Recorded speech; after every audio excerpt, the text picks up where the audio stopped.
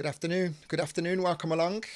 Another motivational conversation and another life hack for you as we bring you inspire and be inspired. If for any reason this is the first time you're joining us, my name is Andy Ward and this is a conversation I have every Tuesday evening, 7 o'clock UK time. I'm broadcasting live and direct from sunny Spain, so welcome. I am aware that there are going to be many people watching the recording. If you're one of those, then do feel free to interact and comment. And after the event, we will be coming back and reading your comments, your questions, and answering them in due course. Throughout the course of today's conversation, we'll do our best to focus on any comments and questions that you've got, but we are going to be deep in conversation, so I'm sure you'll forgive us if we don't get to you immediately. First of all, I need to bring directly up onto my screen my guest for today, a lovely lady by the name of Louise Grant. Good afternoon, Louise. How are you? I'm very well, thank you, Andy. How are I'm you? good. I'm good. I've been prepping for this all day. Glad to see that everything is working nice and smooth. Always a few little gremlins that we have to worry about to begin with. So just before I come to you, I'm just going to draw everyone's attention to a poll that they would have seen when they started watching this evening. And it's not admitting anything, it's simply answering a truthful question. Have you ever asked yourself if you have a drink or drug problem? The answers are totally anonymous and you are able to leave a vote, and I'll come back and I'll speak to Louise after about that. So let me take that off and leave some space. The topic of today's conversation is I don't have a drink or drugs problem, or do I? A very positive conversation as opposed to a negative slant on the question, because Louise is someone who has a wealth of experience to share about her own journey starting from a very young age. And Louise, I'm very excited to hear your knowledge and for you to share your words of wisdom with everyone. So once again, welcome. Thank you for giving me some time to be here. Thank you, Andy. Hi, everyone. I feel really privileged to be asked to do this, and we're very blessed. And I think it's so good to get as much of this information out wherever we can, to know that there is help if you think you need it. Mm-hmm. And my journey with this, I was talking to you earlier, my first part of my journey with alcoholism and addiction started growing up in a home that was already had that. Okay. So, and then progressed to my own problems in that area. Okay, and then my recovery. Okay, so before we go all that way back, I think it would be nice to set the stage, who you are now, what you've got going on now, and the incredible life that you lead. Tell everyone about Louise Grant, what's going on now, what you've been up to in the last few years, pre-COVID, and then we'll go back. Okay, so the last few years have been quite exciting for me. I'd spent a long time focusing on my recovery that needed to be focused on. A long time focusing on healing from drug and alcohol addiction, learning about what was wrong with me, also recovering from trauma. Okay. And then I was in the dance music industry from very young, and I've always loved it. I've always loved music and I've always loved our scene. But when I got into recovery, I was obviously focusing much more on that. And we did do, musical events within our recovery community. And I was always part of that and loved doing that. But I got to a stage in my life, I suppose, about 8 years ago. I came out of a long marriage, and I wanted to be back in that scene very much because music is such a big part of my life. And I've also really believed that if you have good recovery, that you can go anywhere. It doesn't stop you. In fact, it just will enhance what is already good. And, I think I'm proof of that. There's nowhere I don't go. I'm in Ibiza, I'm out, I'm everywhere. I just don't use drugs and alcohol. Okay. And when I came back out into that scene, it wasn't long before I knew that that's what I wanted to do again. I'd been a stay-at-home mum of 4. My children were growing up, and I needed to find something to do for myself again. And I believe very much in doing what you love. And I started off just doing a couple of events in Brighton that were successful and great. But, I was finding myself more and more in London. And, I would be going to the My Soul radio events. And I loved all their events. And I got, talking with Gordon Mack, and him and I partnered up, and we brought My Soul to Brighton, and we do a couple of really amazing events a year on the bank holiday weekends. Our next one is, please God, it's going to be August bank holiday. And Gordon and I just work really, really well together. In fact, that's a lot to do with, he really respects what I do. Mm-hmm. And, he's a really good person, and he's just really helped me. And then I created my own new brand, which is Bougie. And, I do other events without My Soul as well. Doing a gay event with my son called Hideous Kinky. Okay.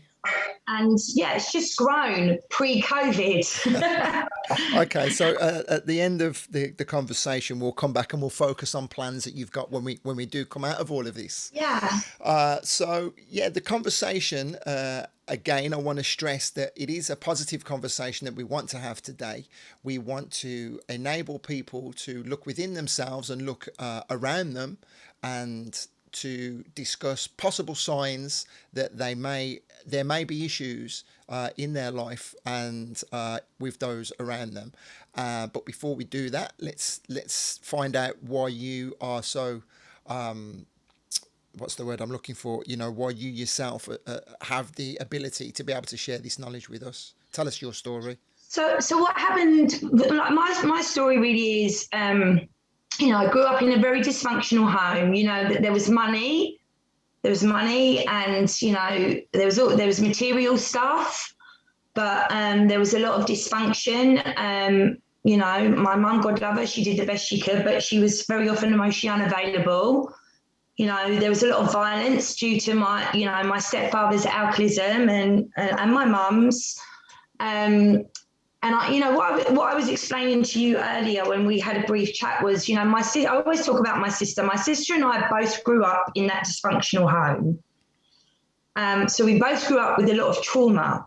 Mm-hmm. But my sister and I, when we both open a bottle of wine and share a bottle of wine, I now understand that alcohol is supposed to be a relaxant. So when her and I open a bottle of wine, she starts to relax. She does what it says on the tin. She starts to unwind and relax. When it hits the back of my throat, it's like rocket fuel, and it just wakes up something in me. And on glass 2, she's saying something like, oh, I feel a little bit woozy. It's a Monday night. Let's put it away. And I'm like, bore off. Where's the party? And I will find it. I will find the party, and I will find the people. And that was all fun. It was quite fine, and I was a lot of fun, and I was a party girl, and it looked all right for many years. I wore my party girl badge proudly, for many years, and I was always where it was at, and I had great times, from very young. And then the acid house scene, came, and I'd go up to Danny Ramplin's Night Pure and up to, to Kiss, and, I'd be at raves, and it was fantastic. The acid house scene was an explosion, and I absolutely loved it. And, I remember taking my first ecstasy pill and thinking, I've arrived, this was amazing. And, the unity involved in that whole scene, and the music was so special. But it wasn't long before I was part of the crowd that was out Monday, Tuesday, Wednesday, every single night.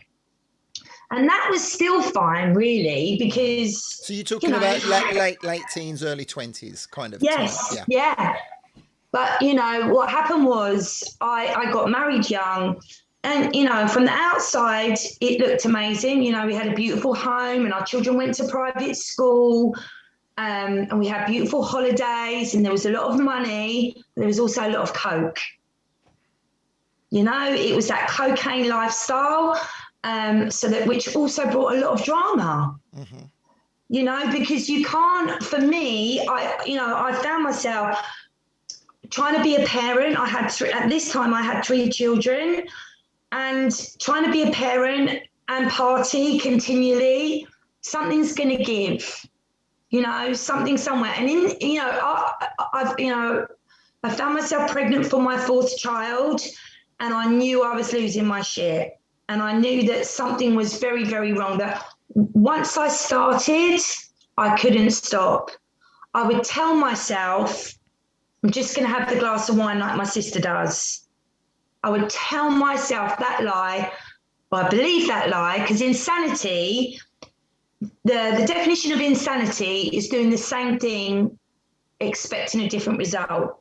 So night after night, I would say, I'm going to take this glass of wine just to relax. I need to relax. These kids are driving me mad. I need to relax. I need to unwind, like my sister does. But I wouldn't get a bit woozy. I'd be like, where's the party? On the phone, need to, and it would just, it was chaos. It was chaos. And I don't think it works well with being a mother, not to that extent. I wasn't one of those people that would go out on a Saturday night and just, have a wild one and the kids are taken care of. That wasn't my truth. I told myself that's what I was. Right. And I told myself that I could, they've got a nice home and they go to, private school, but, I was emotionally unavailable. I was either drinking and using. If God forbid, I was on a come down, and if I would, I couldn't really say I was sober. If I was sober, I just would be thinking about how can I manipulate the situation so I can have a drink or something to change the way I feel. And what I understand is most people that have a drink or drug problem are covering up some pain. Right. Right, I get that. That's and the thing is, if you take the drink and the drugs away, the pain is still going to be there. It doesn't change, does it? Yeah. And that's what we say, in my recovery program, we always say, if you take the alcohol away from a drunken horse thief, what are you left with? Oh, just a horse thief. Just a horse thief. I like so there's it. a lot of, so putting the drink, just stopping using, because you see, I could stop.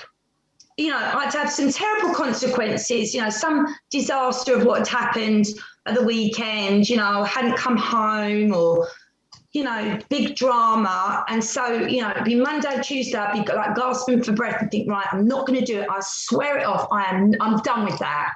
I am done with that, and I could stop. And this differentiates what I believe the alcoholic to the hardened drinker, because, we say there's an average temperate drinker, which is probably like my sister. She will have like a gin on a Friday night and she drinks it, and, she pours a big posh glass and it's a really expensive gin and she just sips it for hours. And it irritates me. I feel like that's alcohol abuse. She's the one with the drinks problem. She's not drinking properly. I don't react the same way. I'm like, well, what is it? Because I drank to get drunk. Uh-huh. What I was trying to do is get as far away from myself as possible so I could stop. I could stop, but I couldn't stay stopped. Right. And what would happen, the time or place would come where I would believe the lie. I would think for a period of time, right, I've stopped, we haven't been arguing, everything's calm and it's a bit of, and then the time or place would come where I would believe the lie that I am going to be able to drink like my sister. And there I'd be again, back on the wheel, take a couple of drinks.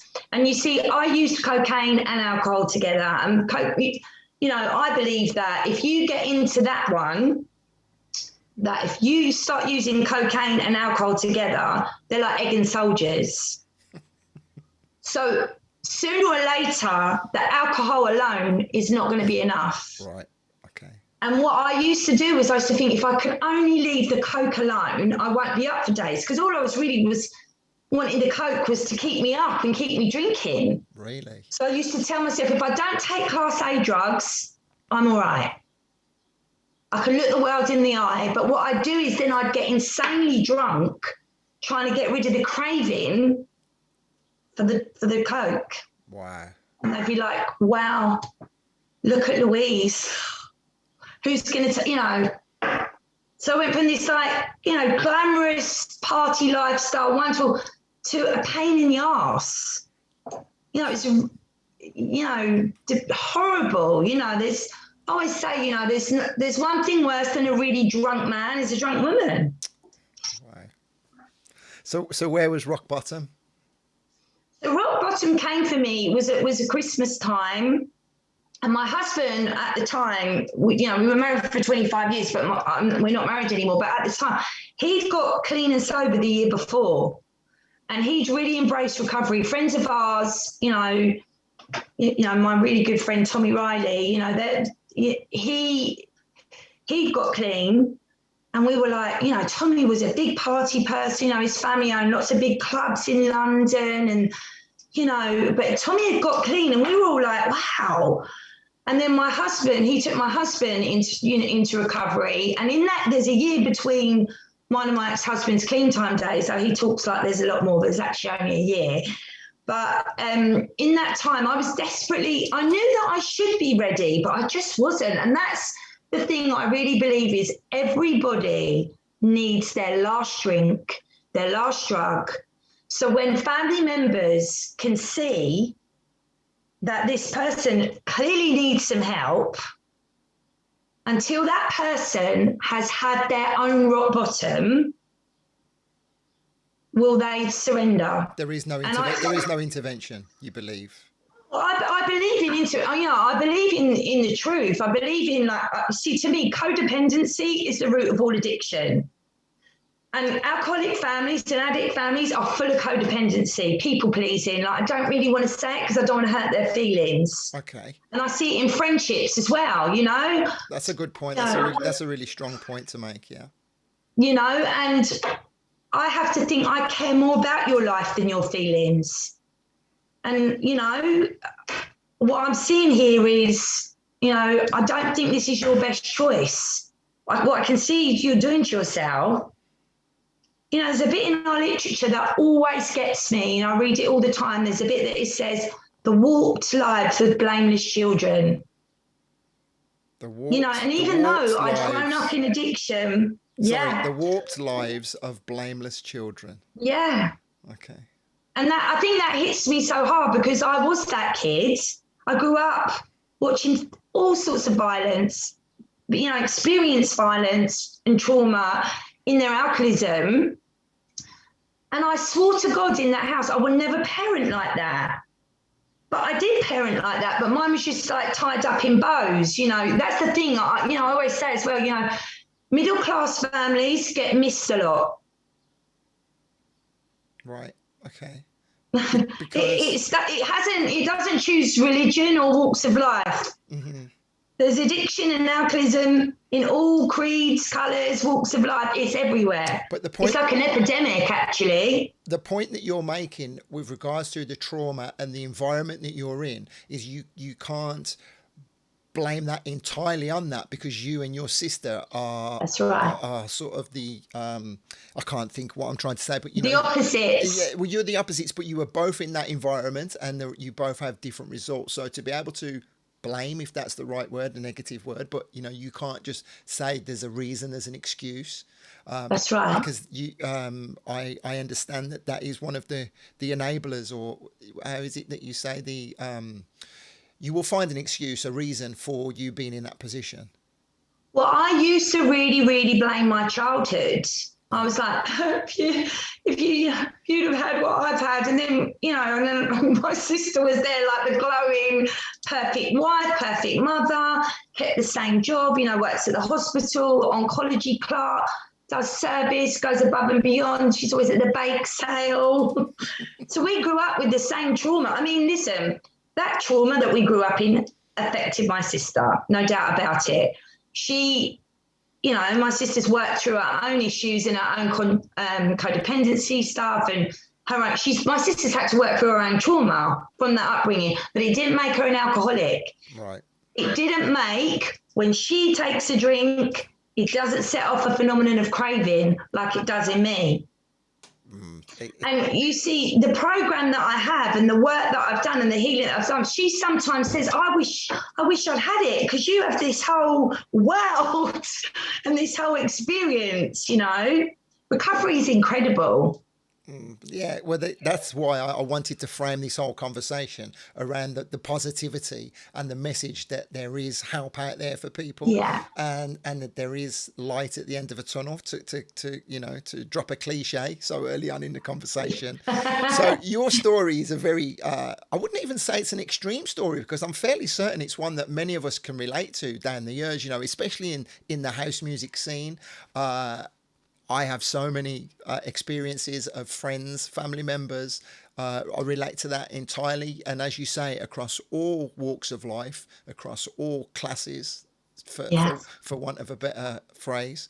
But for the average person, if you dare say that, how can people look within themselves? And this comes back to the original question that I asked when people started watching. How can people look at themselves and say, have I got a drink problem? They come in from work of a night, they've had a stressful day, they have to reach for that 1 or 2 cans of beer, and then before they know it, because I've had these conversations with quite a few of my friends, it turns into a few more cans, or I always joke that I'll have a bottle of wine and it can stay open for a week or so, and people say, you're lucky if it stays open for 2 hours in my house. Yeah. These are the questions that how in the program that you've been involved with, where do you start for people to look within themselves or look amongst their friends and family to see if there are any signs? The main thing I think is, we don't see it as it's the amount that you drink. Okay. Because, some people have drunk far more than me and some people have drunk less than me. We say we have a different reaction to alcohol. So on glass 2, I'm already behaving very, very differently to my normal personality, my normal character. I know people that on glass 2, I don't even recognize them. It's like they're like this different personality. Like the beast has been awoken. Sorry, I'm talking over you. The beast has been awoken. Okay. It's like the devil's work. Yeah. I know some people that, they come in from work and they want a beer, and, like it's hot today in England, and, they're probably sitting in their garden and they have a beer. They might even have 2 beers, and then they'll have like a bath and dinner, and they'll go to the bed, and it doesn't harm. It's if you're reacting differently, if it's causing problems to those around you, is it making your life unmanageable in any way? Do you become unpleasant to be around, even on glass 1? Right. Okay. Yeah. Is it making you late in the morning? So, are you late for work? Are your kids getting the attention they're supposed to be getting, And I know that lockdown, I know from recovery, we've had two things. We've had a lot of relapse, because especially the first lockdown, because our meetings were closed and people went on Zoom. But what I understand, lockdown the pandemic has been a collective trauma. So everybody has been in fear, whether it's fear of financial insecurity, fear of dying, fear of catching COVID. We've all been in fear. That's why there's been a lot of disagreeing and arguing, now a lot of fear of the vaccine, or fear if you're not having the vaccine, and, don't really want to talk too much. But if anybody has been in their life in an abusive relationship, whether that was a childhood or, in a married or a couple, a boyfriend, girlfriend, if anyone has ever been in an abusive relationship, the pandemic, the lockdowns would really affect them. And this is what we've seen, because the thing that happens in an abusive relationship is you are trapped. You feel trapped.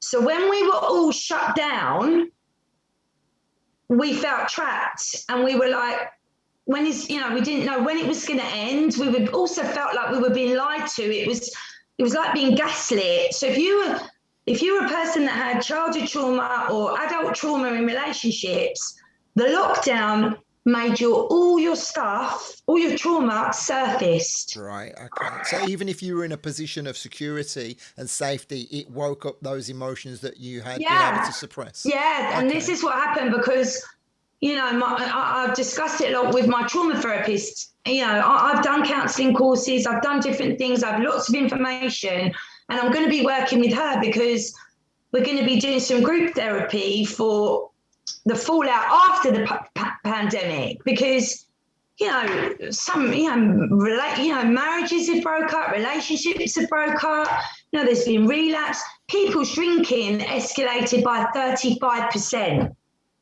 So what was that, people what?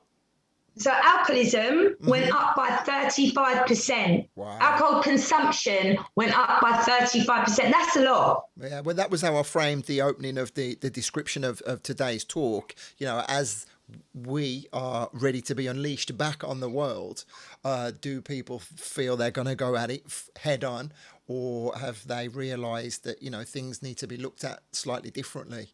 So, because it was just like a very easy coping mechanism, wasn't it? People felt like they weren't at work, and does it matter? And the next thing, lots of people reached out to me, lots. Right.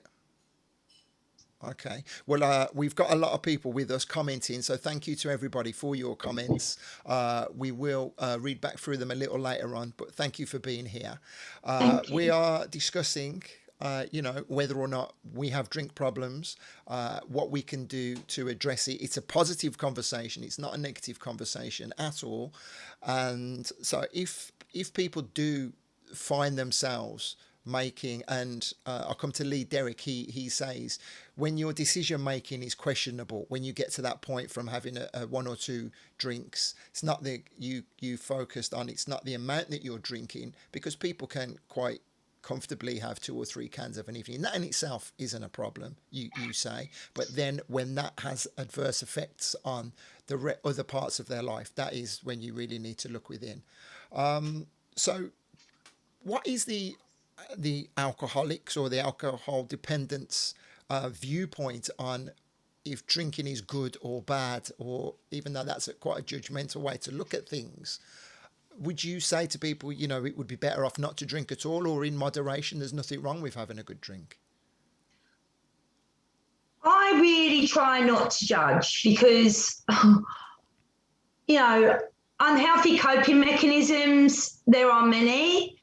And I think this is quite a difficult world to live in. However, I am, clean and sober for, 20 years.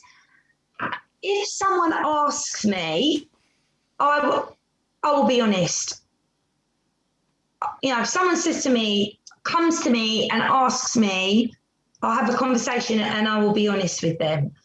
I try not to, I'm in the house music industry like you, Andy. I mean, I'm around party people all the time. As long as it's not affecting my life, I don't, sometimes I see it I see people and I think it looks, I can see what's going on and it's quite tragic, but, I try to intuitively know when it's for me to say something or not. And does that, whether you do say something or not, is that based on your closeness to that person, or can you even sometimes say something to a stranger, or is that a no-no? I'll tell you a really lovely story. I was at Sunsea. Okay. I went to Sunsea a few years ago, and I went with a group of 20 people, and I only knew about 5 of them. And I ended up in this apartment, and I was with this most beautiful lady who I didn't know. But I noticed when we got there on the first night, I went past her bedroom and she wasn't coming out. And I was like, and I was all ready. I was so excited. We were going for dinner, and then we were going up to the festival. And I was like, "Oh, you're not coming out?" And she's like, "No, I'm exhausted." And I thought, it's weird. And I went into the kitchen, and her washing was in the washing machine. And I was like, she's an alcoholic. Right. She has got hammered before the holiday, hasn't even been able to bring clean washing. Wow. And she's too hungover to even come out. I recognised it because I've done it. And I didn't say anything, and I just took her in a cup of tea and I said, "I'll see you tomorrow." And the next day we went for breakfast, and she started watching me for the next couple of days, and she was like, "You don't drink, do you?" And I was at the parties, I was on the boat. As soon as I've got the music, That was it. the music and the right people, hallelujah. And what I say, our program says it's attraction rather than promotion. So it's far better for someone to be attracted to what you have as a sober person than try and push it down their throat. But that's because the position I'm in as someone sober. If you're concerned about a family member, I mean, there are lots of helplines and anything, but, sometimes we have to have the uncomfortable conversations that we don't want to have, because most people are codependent on, well, if I tell her the truth, if I tell her the truth, she's not going to like me. It's quite selfish. Mm-hmm. What if they don't like me anymore? Well, if I do it kindly and beautifully, and I know that I'm coming from a place of love and not judgment, yeah, and I genuinely care that I'm concerned about this person's welfare or those around them, then I believe it's my job to say it in the best way. What they do with that information is up to them. Right, I get you. Did you have anyone reach out to you with that attitude, and you shrugged them off for a while? Yeah. I mean, yeah, because my husband's sober, so now there's like people like, and I always say like denial. Denial stands for don't even know I am lying. Wow, deep. So denial is like wearing a suit of armor, and that can be for anything anyone's in denial about. I know a lot about denial, believe me. And but when you're trying to tell someone, I was trying to have a conversation with someone on Sunday. We were at lunch, and I was just a bit concerned about some of the choices they're making. And they were talking to me, so I wasn't poking my nose in. They're sharing with me. So I was giving some honest feedback, and I could feel it. The armor goes up, and it's, and so people were trying to. It's a defensive mechanism, and is that laced maybe with guilt and embarrassment, or sometimes not? Not even. Yeah, can be. If you trigger someone's shame, right, they're going to act shamelessly. Right. That often happens. If you start going and telling them what a state they are and what a shit parent they are, you usually will trigger their shame, and guess what? They're going to act shamelessly, like, fuck you, mind your business. But I got to the place where, I was sick and tired of being sick and tired. Right. I woke up one morning, it was Boxing Day. I had the most beautiful family, husband that loved me, beautiful children, and I wanted to die. I had a beautiful home, all my life. Everyone used to say to me, "What is wrong with you? What is wrong with you?" I didn't know what was wrong with me. I didn't know what was wrong with me until I eventually surrendered and asked for help. And I went into recovery, and I got the help, and I found out what was wrong with me, and I found out what the solution was, and that, I'm so grateful that, I've worked really hard to stay clean and sober. Did you do it in one? Was it successful immediately, or did you ever relapse? No, I never relapsed. I'm very proud of that, because I have worked really hard. The reason I will talk about having 20 years clean is because it tells you that it works. and that I've worked really hard. Mm-hmm. I have. You know, I go to any lengths. I do everything that I'm asked to do. You know, if I'm not in a good place, I go for help straight away. I take direction. You know, I listen to learn, and I had to learn to listen. Right. Okay. So we have, or I personally have this idea. You see it so many times on the TVs and at meetings. Is it still the same way? And I know a few people who've been clean for a very long time. Is it still the fact that when people go to meetings, they sit down, they introduce themselves, and they say, "Hi, I'm Andy, and I'm an alcoholic." Is that how it Yeah, happens? Yeah. And so, would you still class yourself as an alcoholic now, or would you never yeah. commit yourself, Uh, talk of yourself in that way now? yeah, I don't. Once an alcohol, I'm a sober alcoholic. Okay. So we talked earlier because I like, as people will know that watch this, I try not to put too much research into the conversation because I like it to be Yeah, as natural as possible. But I have been reading a fair bit because this is quite important topic. And I asked you earlier about, is alcoholism and drug dependency seen as an illness? And yeah, your answer to that was, yes. mm-hmm. We believe it. You know, in our recovery, I'm part of a 12-step recovery. We believe alcoholism is a disease, definitely. And we believe that you can arrest the disease one day at a time. That's what we. So I came to recovery 20 years ago, and I was given a set of tools to use. But it's a bit like, so yesterday I got up and I used my set of tools to keep myself sane and sober. So it's like yesterday I got up and I had a shower, brushed my teeth, put my makeup on. So today I couldn't live off, you know, I had to get up and shower and brush my teeth and put my makeup on. I had to wake up and do the stuff that I do to keep myself sober. You know, I was in a meeting at 7:30 this morning. Okay. You know, Wonderful. and I do the other things that I do for my recovery. My recovery comes first in my life before anything, for my children, before anything, because, and I love my children. You know, people that know me, I love my children. You know, I have 2 children in recovery. Okay. Because they knew there was, you know, they got in, it didn't matter that their parents were sober, they had their own journey and we let them have it. You know, and they were drinking and using drugs from a young age. Know what it's like. I know what it's like in Spain, but it's here.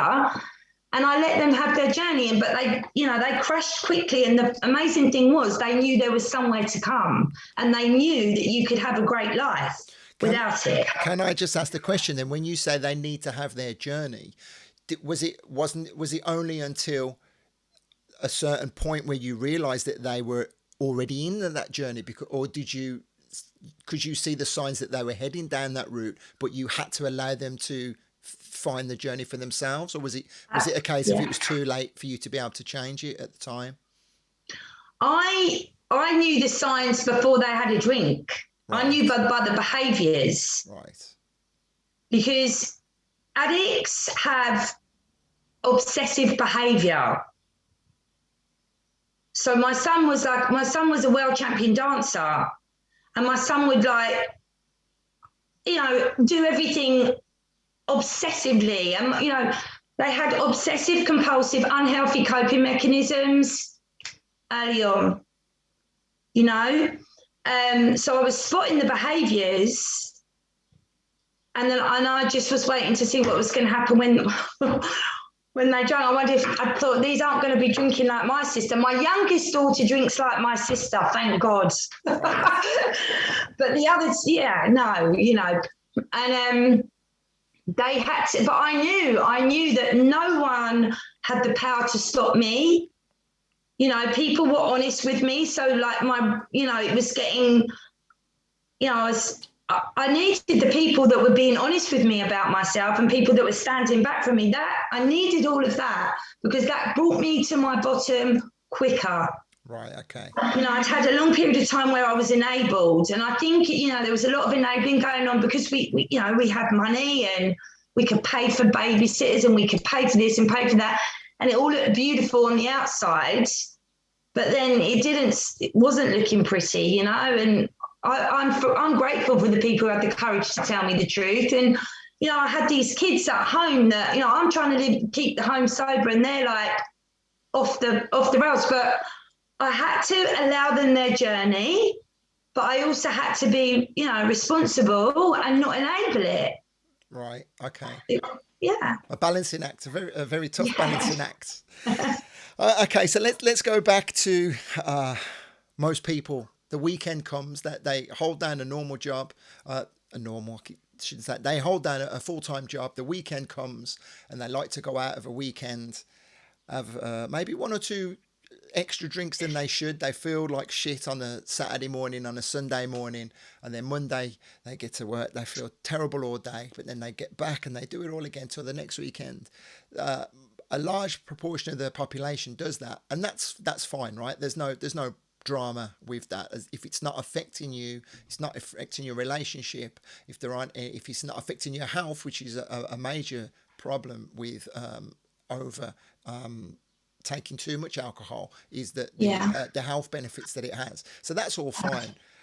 Then when it starts to cause havoc with your life as you get older as well, the hangovers get longer, and you say, I'm never going to do that again. But then you find yourself doing it again a few weeks. Is that cause for concern? Can that be seen as a drink problem, or not really? You know, everybody does that, right?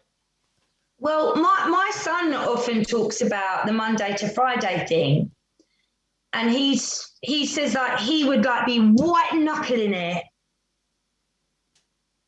on Monday, Tuesday, Wednesday, like white knuckling it, desperately trying to prove that he didn't have a drink problem. But the only way he got through those days was because he knew that there was a light at the end of the tunnel where he could get absolutely wasted.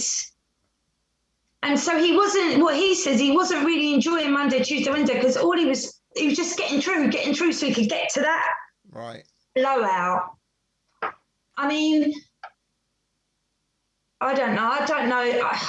I couldn't do another hangover. I just, you know, the thought of like hanging out Sunday, Monday, Tuesday, you know, the Suicide Tuesday feeling, no thanks.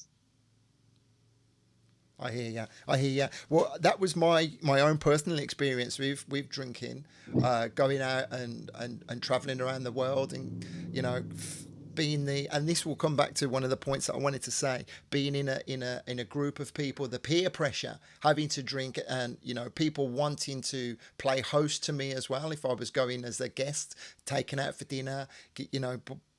Bought all the best drinks, a bottle of Grey Goose. You know, it was always a little bit of a joke. Wardy's got to have a bottle of Grey Goose in the DJ booth, and he'll polish it off, you know, through his 3 hour set kind of thing. I mean, one bottle of vodka. Now, and then on the Sunday morning, having to get up after like 90 minutes sleep to travel 12 hours to come back home.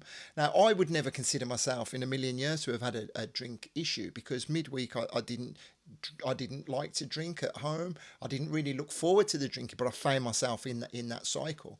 And it was only when I stopped taking myself out and about on the road traveling, and I was able to, you know, really knock it on the head and get back into my fitness, starting running and everything like that. But people might not have seen me for months on end, but every time they saw me, I would be blind drunk, you know, like a proper wreck.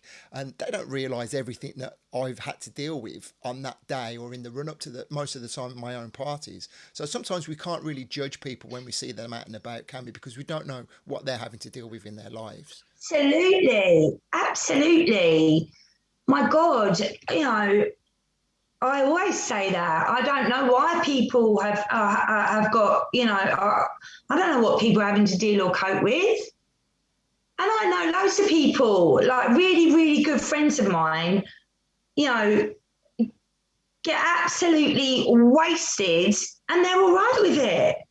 And they're beautiful, beautiful people. Mm-hmm. You know, if I go out with them, you know, I won't be giving names out. I adore them. You know, they get absolutely wasted. They never hurt me though. They never cause harm to anyone.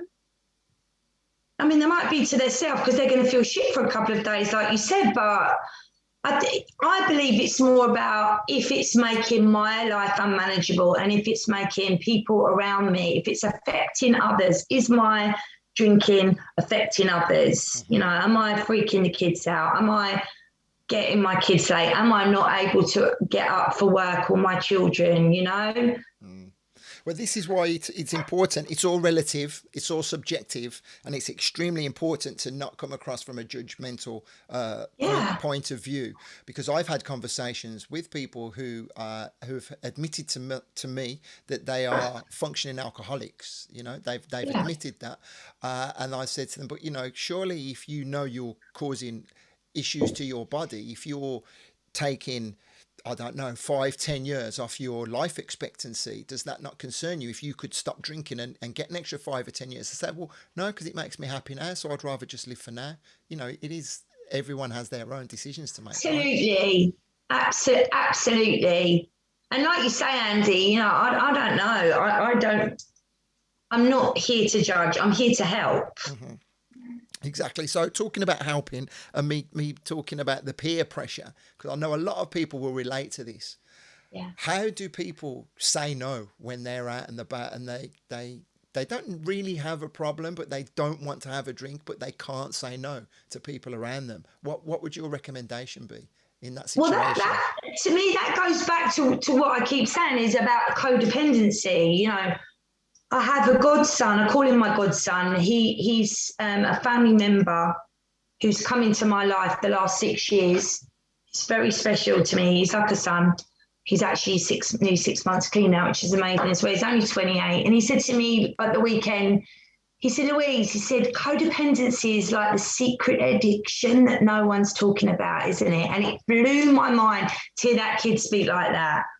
Because the codependency is not wanting to, you know, wanting to fit in, too scared to say, I'm not up for it tonight. I don't want to drink tonight. You know, that's codependency. And codependency is the root of all addiction. If I haven't got enough esteem or enough self-worth that I can say, do you know what? No, you know, my youngest daughter, she's got it. She can say, no, I don't. She'll go out with everyone, but she's all right in herself to say no. Mm-hmm. But I get it about what they're going to think of me if Yeah. I'm not on it So, with, you know, the lads. so codependency is another word for peer pressure, then, right? That's It another. really is. Yeah. Okay, I People wasn't aware of that. pleasing. Okay. Yeah. So there have been occasions where I've made jokes, and you're at the bar and it's like, oh, shots, you want the shots? Come on, let's get the shots out. So no, I'm okay, thank you, because there is that occasion where you say, if I just stick on the whatever, if I just have a few gins, I'll be fine in the morning. Because Mm-hmm. as you get older, you know that hangover, it's awful.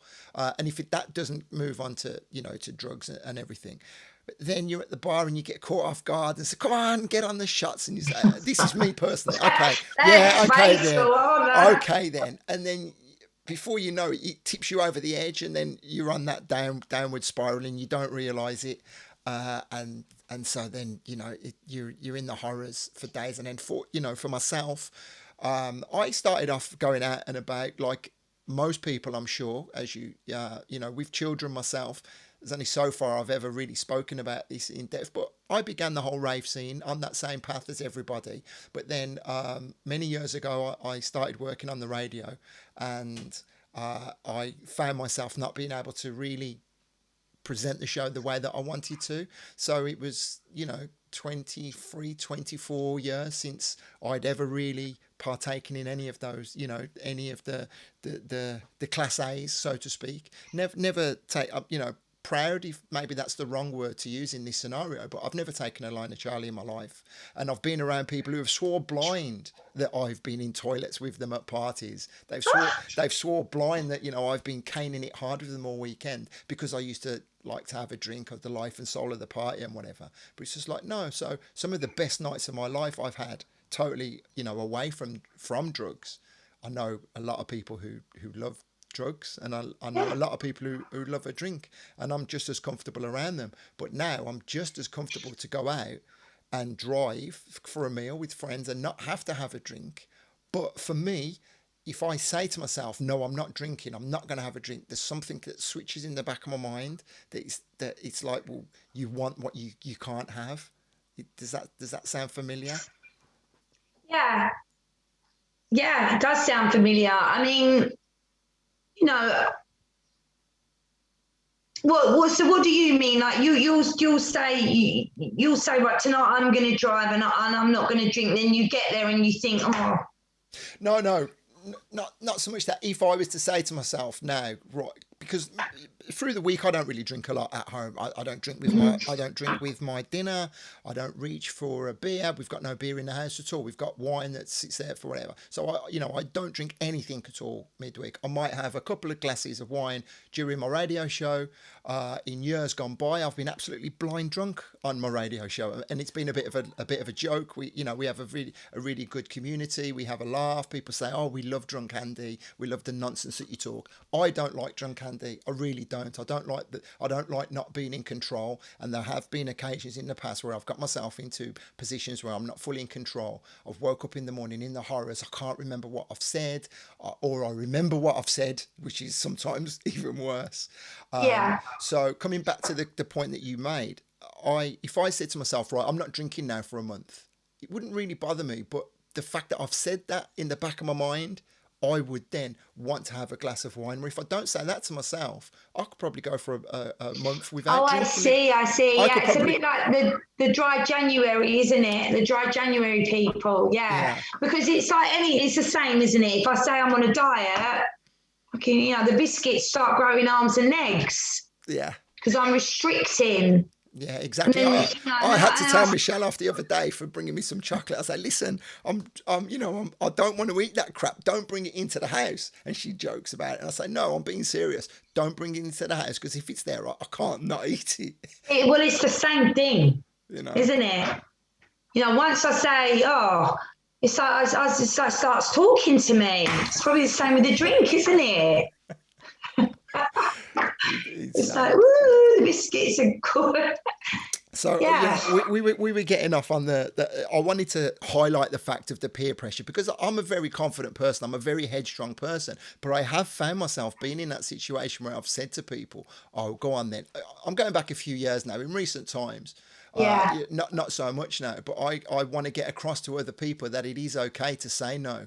And if you're one of those people who tries to force other people into that scenario, it's not on really. You should think about how you're behaving in that situation because you don't know what people are trying to go through with their own relationships with drinks and drugs as well, right? Well, alcoholics love hostages. Right. Okay. I love all of I love all of these phrases. I love all of we, these things. we like a few. We didn't have relationships. We had hostages. Right. We didn't have friendship because we like to. If I'm wanting to drink, I need someone like drinking with me. Is that to act as sort of like a wingman, as a cover to Yeah, take the yeah. attention Because then off I you? don't feel so bad about what I'm doing. Yeah, you take the spotlight off yourself because there's two of Yeah, us come messed up on, and here. then I don't feel guilty, and that was what was happening for me. I ended up in a circle of people doing what I was doing, so we were all enabling each other. So we were all up too late Monday, Tuesday. We were all doing the same thing, and so then we were all enabling each other's behaviour, and then I only started to hang out with those sort of people that would live in that way. Mm-hmm. And like the good people that were trying to like say to me, this, what are you doing? This isn't good. This isn't looking good. This isn't you. You don't usually behave like that. We're chinking my armor. And I was like, Keeping them at arm's length. yeah. Right. Right. I But like it. it's funny, Andy, that you say that because you're very clear on the fact that you've never took cocaine and you don't want anything to do with cocaine. So I would guarantee you've been offered it more times than Yeah. but Mm-hmm. you can say no to that. Yeah. Yeah. Well, as I say, never really openly come out and confessed it you know, exactly because of my kids. But I think it's an honest conversation, and I'm not ashamed of it. I'm sure my mom's watching, probably, like everyone, you know, a bit of speed, a bit of acid, a few E's, and that was, I'll say a few. There was a few years of going out, but for me, it Yeah, was to enhance the music purely. Again, I'm not trying to excuse it, not trying to be aloof about it. The facts of it was just like all of us, I'm sure, to enhance the music. But then absolutely. I had friends, they wore it as a badge of honor how many pills they had of a night, and I'm sure you can be you've got stories like that to tell. Yeah, I've had Yeah. five, had six. I can handle 6 or 7. Like when you're at school and you've used friends, you say, I went out last night, I had 4 pints, and I'd say, well, I was wrecked after one. How can you do that? Some, you know, it's, and that's how the We always laugh friendships. at that. I always laugh at that with my friends though, because people go, yeah, I've done 10 pills. And I think, how do you know? Do you possibly know after four? True, you know, and it's the same with cocaine addicts. They're always looking for the Tony Soprano moment, Right. Okay. the Scarface moment. I said a while back, when does it get to a point where there's got to be a point where you think, I can't do this anymore. Surely I can't do this anymore. Not everyone has to hit rock bottom before they can understand that, before they have the power to be able to change things. You don't have to become homeless before you realize that there's a No. problem. So let's talk more on a positive angle then about some of the things that you experience within the program. And I'm sure, you have a mentorship, you provide mentorship for people as well. Yeah, I mean, we call it, you know, we sponsor. Sponsors, right? So Okay. I have a sponsor. Okay. I have a sponsor, which is my main go-to. Like, you know, she's an absolute. I have two. So I have an old lady, an elderly lady who's taken care of me since, you know, I came in and got well. She's unbelievable. And I have a beautiful friend who's a long time sober. She's, you know, she has changed my life with her experience, strength, and hope. Okay. And she's given me, you know, I don't believe in the term tough love. I don't. Love is love. She's told me the truth. She's loved me enough to not be a people, you know, and told me the truth along the way, you know, when I've needed to swallow some large chunks of truth about myself. Mm-hmm. She's told me the truth, and she's always told me the truth, and she always gives me a soft place to land. Good. Good. I like that. I like that a lot. Yeah, So it's important. that's what other people can do if they believe there are those around them who need to hear that truth as well. They also need to be there to offer them the soft landing. And be loving, you know, like we're not better than them, Mm-hmm. you know, we don't talk down to people, you know. Yeah, so then I have that, and then, you know, I believe it, we can't keep it unless we give it away. So I try and be of service to others and try and give them the message, and, you know, and pick the phone up if someone, you know, alcoholics and addicts like to think about themselves an awful lot. I always say that the alcoholic addict song should be the Elvis one. I was always on my mind. Nice.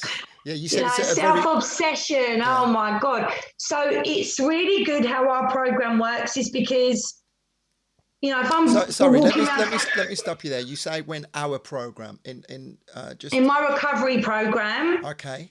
you know, like we always say you can't keep it unless you give it away. So if I'm walking around thinking about me, my problems, my plans, my, you know, I'm in self, I call that. I'm just thinking about myself, selfish, self-centered self. So if then I get a phone call from someone who's struggling or needs some support or needs, like, can you help me, Louise? Have you got any experience in this? It gets me out of self. I'm now not thinking about myself. Mm-hmm. And that's got to be rewarding. That's got to be hugely It's rewarding. thoroughly rewarding, you know, and watching, you know, watching people come in broken, that makes me emotional now. You watch people come in broken, They've destroyed everything good around them. I feel absolutely hopeless. And you can pull them and say, look, it's going to be all right if you follow these simple. And then watching them after a period of time start to like thaw out and feeling better, and like they get their physical stuff back, and then they start getting some peace, and then they start getting some joy, and they start having beautiful experiences. It's nothing like it. Incredible. There are, again, drawing reference to people that are with us. I'm sure there are many other people live and watching the recording who are in the same position. But Mark Johnson has been commenting through the night, and I know Mark is very many years clean and sober himself. So I just wanted to give a shout out to Mark. Hi, Mark. And we can go back and hopefully, Louise, you'll be able to reply to some of these comments after, because we're just talking now, so it's very difficult to put too much emphasis and attention on that. We talked about the signs, we talked about the solutions. I want to talk about you yourself when you go out, and how was it immediately easy when you came, when you had the strength to go back into this scene, into the world? Did you manage initially? Because I know sometimes, I can only talk for myself, sometimes when you're around that drunk person or that person that's totally off their tits, it can just be it can be a little bit too much. How do you deal with that? Because you must, sorry for the multi questions in this one statement. You must have people who look at you and go, you make me sick. How do you do it? Do you get that a lot? Well, I actually don't get you make me sick. I get really nice, I get in our scene, I get really nice things said to me, actually, like they're amazed and they're proud and, happy for me. And they say, I don't know how you fucking do it. And to be honest with you, like the first year, our literature says sort of try and stay out of wet places. Okay. But then it also says, like, once we go through our program, our tools, it says we can go anywhere there's alcohol or drugs, because that's the world we live in now, as long as I have sufficient reason to be there, right? And so my sufficient reason to be there, I will always be at a dinner party, a restaurant, or a club. Because I'll be at the club because I'm a music head. Mm-hmm. I'll be at the restaurant because I'm a foodie and I'm in good company. I'll be at a dinner party because I'm in good company. You won't really get me in the pub. No. What about if you're with your best friends, or maybe your best friends aren't in that scenario anymore, and you find yourself in the afters? You won't ever see me. You won't see me at the after party. I'm never at the after party because I've got no reason to be sitting somewhere at 4 a.m. when they're racking up, smoking spliff, drinking off their head, talking absolute bollocks.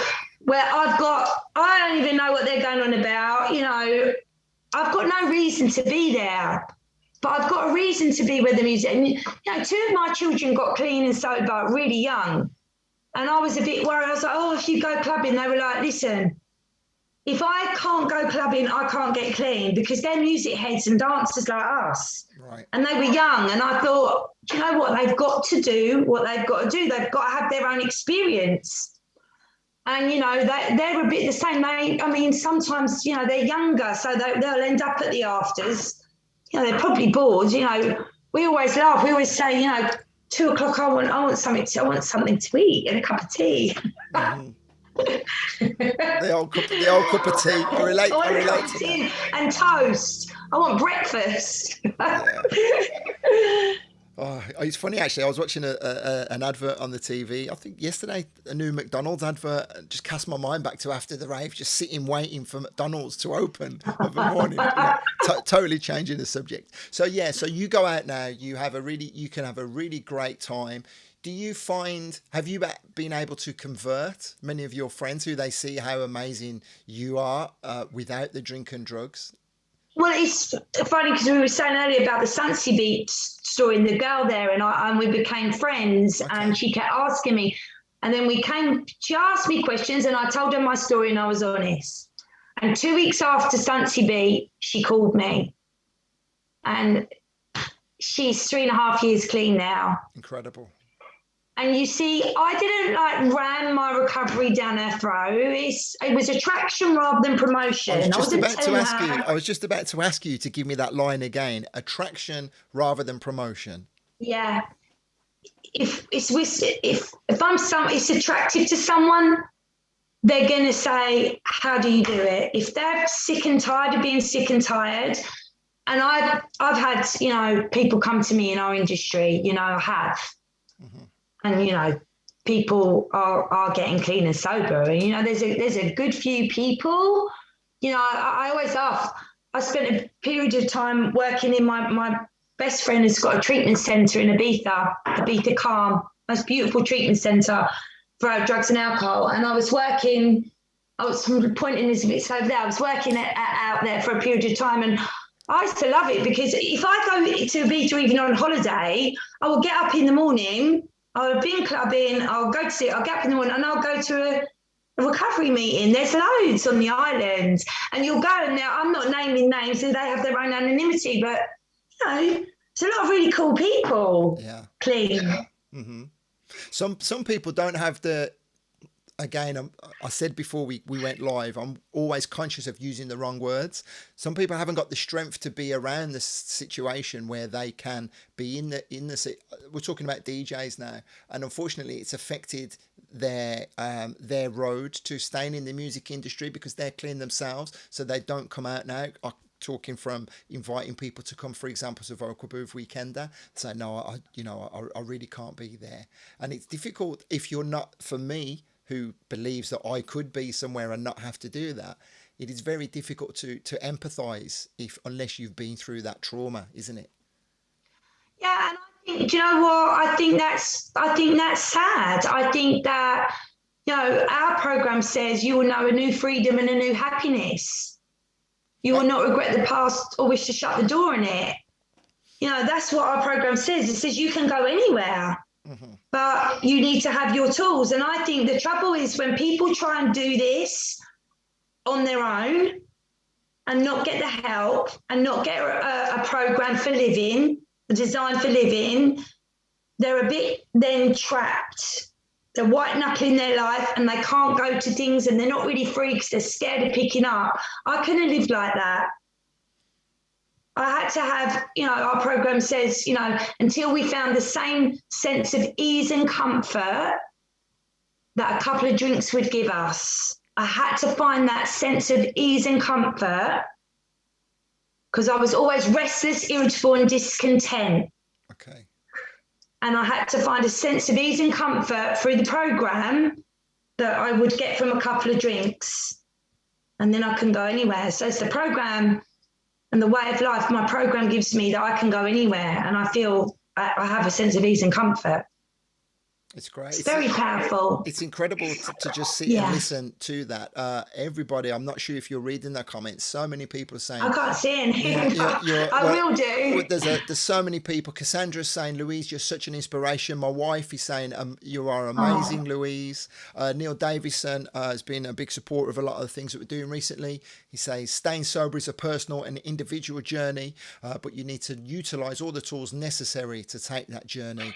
He's been clean and sober for 2.5 years. And, and it's a journey he's going to stay on for all his life, and what a wonderful journey. So what happens if someone does actually fall off the wagon? I mean, is that a phrase that you use, or is that an old-fashioned phrase? What happens if someone does? It is a phrase. We call it a relapse. So if someone has a relapse, how is that perceived, and what is the can that break somebody, or is it say, okay, right, no, we start again, day one? Is that the way to deal with it?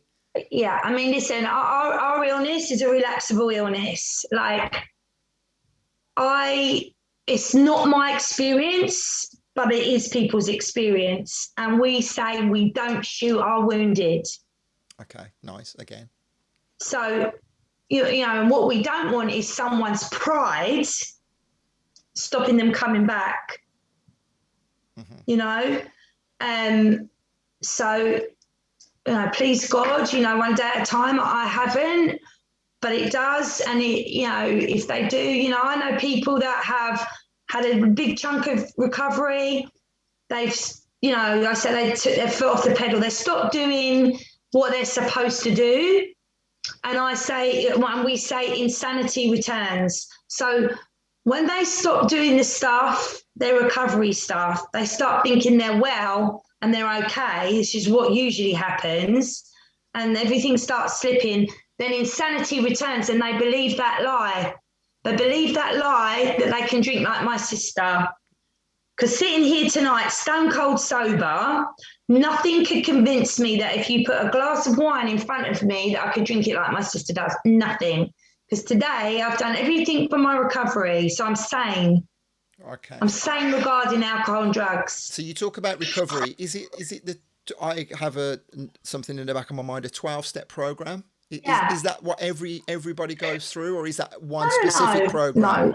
There's people do different recoveries, but all I know is what has worked for me. I don't have experience on what other people might be doing to stay clean, only what I've done to stay clean. And it's worked for me and many other people. Incredible. It is incredible. And so the takeaway from all of this, because we had again when we were talking on air, you said there was a whole science about when you have a conversation and you talk to someone and people listening. Do you want to share that, what you said to me earlier? What did I say? when you were saying when people have the ability to listen, for how long? Oh yeah, this is the truth. So because for a long time our meetings used to be an hour and a half, and we still do have meetings that are an hour and a half. But what happened was a psychologist explained that people have an attention span for 47 and a half minutes. So that's why therapy sessions are an hour, because you take like a few minutes to sort of in your chair, and then you talk, and then you sort of start drying up. And and I was explaining that when that came out, that's why lots of schools beforehand, remember they used to do double maths or double English. Well, they stopped doing that because they now understand that the kids can't sit there taking in that information for that long. They switch off after a certain while. Okay, so that's why I believe now we can start summing up all that we've covered in the 80 minutes that we've been talking today. I did say when I met you for the first time on camera this afternoon doing the test, I was very excited about this conversation. I think you have been incredible in the story that you've shared with us. I'm sure you're definitely going to be very inspirational to many people. And do you offer yourself to for people to contact you, or is there somewhere you direct to anybody who would like to continue the conversation? Yeah, I mean, if anybody's watching this, you can message me if anyone needs some help, or if they don't know me and they wanted to contact me via Andy, and Andy will pass it on. That's absolutely fine. That I would say would be the best way, and then I will help them in any way I can. Mm-hmm. Wonderful. Okay, so let's get back then to, we spoke at the beginning. Let's start talking about those big parties, the party time, the bubbly Louise that people can see out and about, having the time of her life, stone cold sober. What have you got coming up? Start raving sober. So I'm very, very excited because Gordon Matt being my business partner with My Soul Radio has, they've also got My House Radio. So we brought My Soul to Brighton. So we're about to launch My House, and we're starting off with Please God. We're going to do a monthly night. I think the first one's Saturday, the 11th or 12th of July. So we're going to have a monthly residency at Sahara Club. And we've got such a lineup. And we've got Michael Gray and Brian Power. Is it on Brighton Pier? It's very close to Brighton. It's not on the pier. It's Oh, very, very close to Harrow. I saw CJ Cooper posting things, so I'm very Yes, excited. CJ's This is coming. obviously what he was talking about then, right? Yes, Wonderful. CJ's coming. We've got each month, we've got just such an incredible lineup because my house has got some super cool DJs. Hmm. So we're really excited about that. My brand Bougie, we're going to do. Remember, I talked to you about one of my rock bottoms was I put a ball on years ago, Hmm. and it was such a brilliant ball. Creamfields did the music. We had Alison Limerick sing live, and it was one of my rock bottoms because I was so wasted, but it was still a good ball. So we're going to do a bougie ball in the beginning of December. So I'm really excited about that. Okay. And the next thing I'm hoping to do is I'm about to start writing a book, Andy. Okay. So About your journey. about my journey. Fantastic. Yeah, it's time, and my kids have actually really encouraged me. Hmm. So, and I think it would be good. I think it would be really good for me, and I think hopefully it could reach some people. Without a shadow of a doubt, it will. That just reminds me, actually, I want to thank Ellie, who's the person who recommended that you and I Oh, talk. So before I forget, thank you, Ellie, thank you, for being Ellie. the facilitator. But yeah, coming back to the book, as soon as you get it done, my platform is here for you to promote it to your heart's Thank you. content. Do you feel that we covered everything that we wanted to cover today?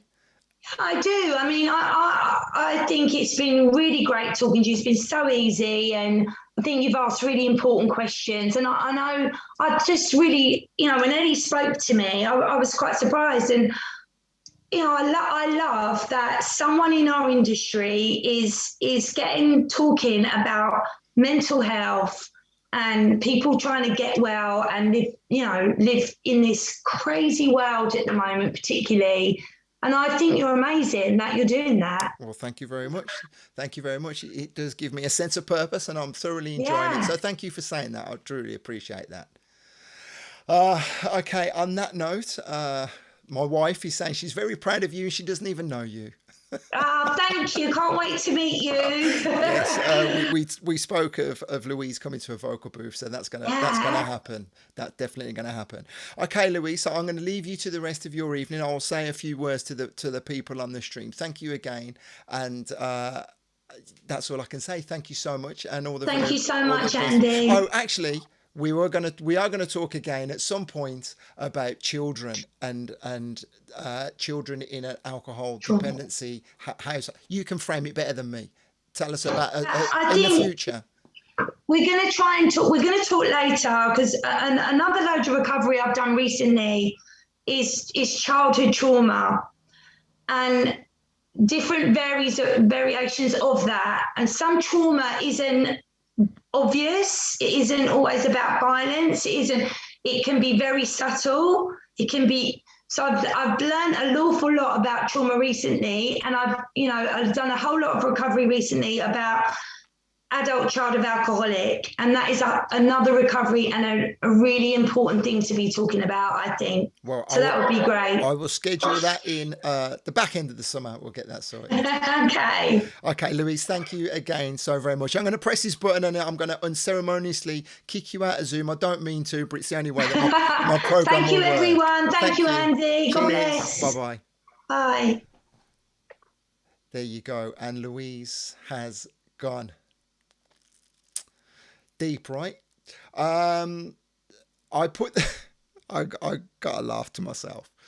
I put that poll up at the beginning. Have you ever asked yourself if you have a drink or drugs problem? I've got the graphic on the screen, but now I realise that I didn't actually press something that allowed you to be able to vote.